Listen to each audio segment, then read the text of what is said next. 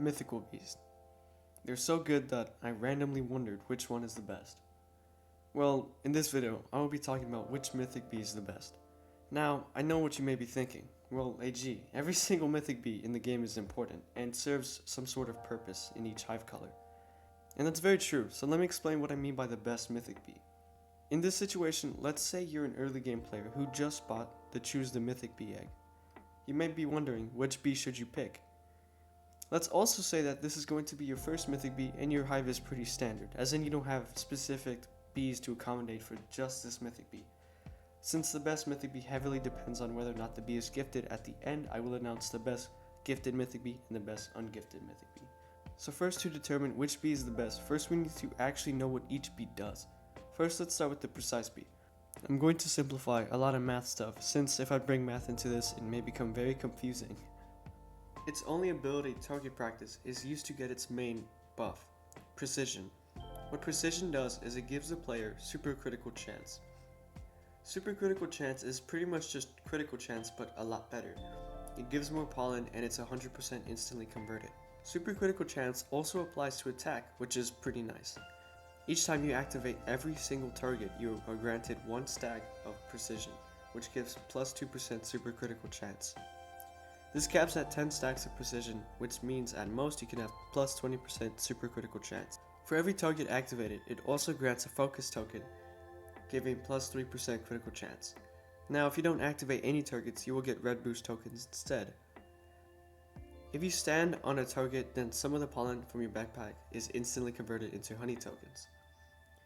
On top of instantly converting, it also acts as a token link, collecting ability tokens on the field, which is also pretty useful. When every single target is activated, it also acts like a token link, which again is very helpful in early game. Now, its gifted hive bonus is an additional plus 3% super critical chance, so that's pretty neat. When gifted, Target Practice ability is now slightly enhanced. You may notice that there is a purple target at the end of the ability.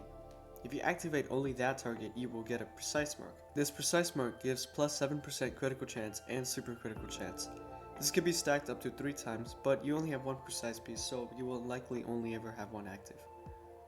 After everything I mentioned, there is still one more thing about Precise Bee. Its passive called Sniper.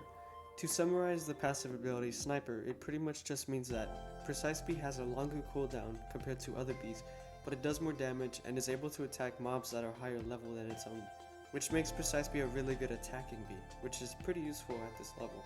Now, onto the next bee, being Buoyant Bee. Its most basic ability is just Blue Bomb. Its more known ability, Inflate Balloons, summons a balloon in the field with an amount of capacity that scales with the bee's level and your capacity. If there's other balloons in the field, then activating this ability not only spawns a new balloon, but also inflates these balloons by 5%.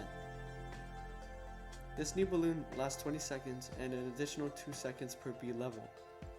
Standing near a balloon in a field gives an additional pollen buff.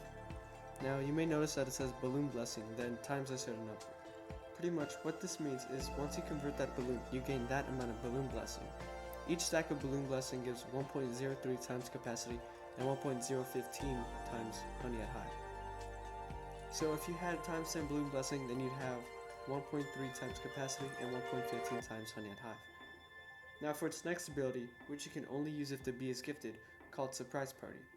It summons a gold balloon, plus 1 for every 5 levels, for every single player in the server, kinda like Festive Bee's Festive Gift. Then causes the gold balloons to summon random ability tokens. Gold balloons are pretty much normal balloons, except they collect more pollen inside, making them easier to fill. If there's a bubble underneath this gold balloon, then the bubble will turn golden, which is pretty neat. If this ability has been used in the last 8 minutes, it just performs Inflate Balloons instead. The Buoyant Bee's gifted high bonus is 1.2 times capacity, which is pretty nice. Now for the final thing to mention, the Buoyant Bee's passive ability, Balloon Enthusiast. When converting from balloon, this bee gains times 3 convert amount.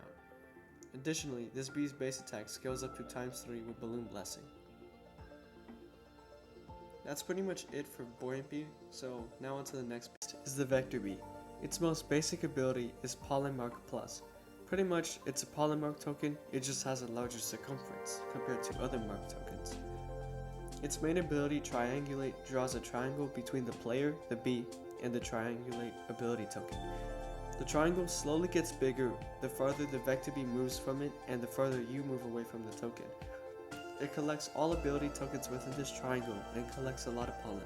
For every mark within this triangle, the pollen collected is increased by 50%. If a pollen mark is within this triangle, it gains times 2 white pollen. If a honey mark or fester mark are in this triangle, then it gains 50% instant conversion. The next ability requires the vector bee to be gifted. This ability is called Mark Surge. This ability causes all of the player's active marks to collect pollen from all flowers within their radius, and it extends the duration of the mark by 1 second, plus 0.01 seconds per level. Each mark can perform up to 5 surges. If there's a honey mark or fester mark that gets surged, it is instantly converted. Vector Bee's gifted hive bonus is plus 50% mark duration, which is alright for early game. That's pretty much it for Vector Bee. Next is the Spicy Bee. Its simplest ability is just a rage token, which grants plus 1 bee attack and can be stacked 4 times. Its main ability, Inferno, summons a ring of flames that summons 2 fire bees that last for 15 seconds. If the Spicy Bee is gifted, then the fire bees have a chance to also be gifted, of course without the gifted high bonus, but still. Now these flames give flame heat, which when you're near at max, give plus 25% bee attack and times 2 red pollen, which is pretty nice. Its gifted ability, Flame Fuel, which for 15 seconds the Spicy Bee tosses oil into any flames that spawn, making them last 50% longer and instantly converting a percentage of your hive's convert amount plus 50,000 pollen. Its gifted high bonus is plus 25% flame duration, which makes all your flames last longer. It does have a passive called Steam Engine. Pretty much, the more flame heat you have, the faster all your Spicy Bees will move and gather. That's pretty much it for the Spicy Bee. Next is the Tadpole Bee. Its most basic ability is a blue boost token. Its main ability is Summon Frog, which just summons a frog that lasts for 20 seconds. Frogs spawn bubbles after every few hops or after collecting an ability token with their tongue. They also attack nearby enemies with an attack equal to this bee's attack times 5. If gifted, it has a chance to summon a gifted frog instead, which has longer tongue range, token gathering, and attack speed, and 50% more attack. On top of all this, it has a chance to summon a golden bubble, which are just normal bubbles, but slightly better. When gifted, this frog can also hit balloons with its tongue to convert pollen into honey tokens. Its gifted ability is pretty underwhelming, just being a baby love token, but this does make it optimal for endgame red hives. Its gifted hive bonus is plus 25% bubble duration, which is pretty much the same as Spicy Bees, except Spicy Bees is a little more important. Finally, we have arrived to the last Mythic Bee, being Fuzzy Bee. Its normal ability is Buzz Bomb Plus, which is just a normal bomb token, just a little better. Its main ability, being Fuzz Bombs, spawns 2, plus 1 every 5 bee levels, Fuzz Bombs that wander the field for 8 seconds. Catching them collects pollen that pollinates nearby flowers. The amount of pollen collected scales with the Buzz Bomb multipliers and the bee's level. You might not know what pollination means, so let me briefly explain it. Pollination just refers to the tier of flowers. In other words, these flowers that only have, one flower, can turn into a flower that has 2 flowers on it. This is how it's possible to get mega flowers, which is 1 tier above triple flowers, and gifted flowers, which is 1 tier above mega flowers, and is the highest tier of flower. The higher the tier of the flower, the more pollen it's worth, and the faster it regenerates. Now that you know what that means, you can understand what makes this next ability really good. Fuzzy Bee's gifted ability, Pollen Haze, summons a yellow haze over the field for 30 seconds. That pollinates up to 30 random flowers every single second and improves flower growth rate. Bomb tokens within the haze are automatically collected and pollinate flowers. If there has been a pollen haze over the field within the last 3 minutes, this summons Fuzz Bombs instead. Its gifted ability is just 1.1 times bomb power, which isn't that good, but its gifted ability makes up for it. Alrighty, that took a very long time to explain due to how complicated Mythic Bees are, but now that we know what each bee does, we can determine which one is the best for early game players. For an ungifted Mythic Bee, I'd have to say the winner is Precise Bee, without a doubt. Precise Bee is super good since it serves as so many different bees at once. It has the best attack in the game, it has an entire mechanic to itself being super critical chance, it simultaneously acts as a focus producer, a red boost producer, a super critical chance producer, and a token link producer. On top of all this, it converts in-field, and all super critical hits are instantly converted, and super critical chance applies to attack. The only difficulty with having one Precise Bee is maintaining times 10 precision. But if you're able to do that, then I think without a doubt, the winner would be precise bee for ungifted mythic bees. Now this might sound really biased, but the best gifted mythic bee, I can't lie, I still think it would have to be the precise bee. Assuming you aren't going to macro, because then you could just use a buoyant bee and just macro, and eventually it would probably be better than a precise bee. But if you're just going to actually play the game, I think gifted mythic would still be precise bee.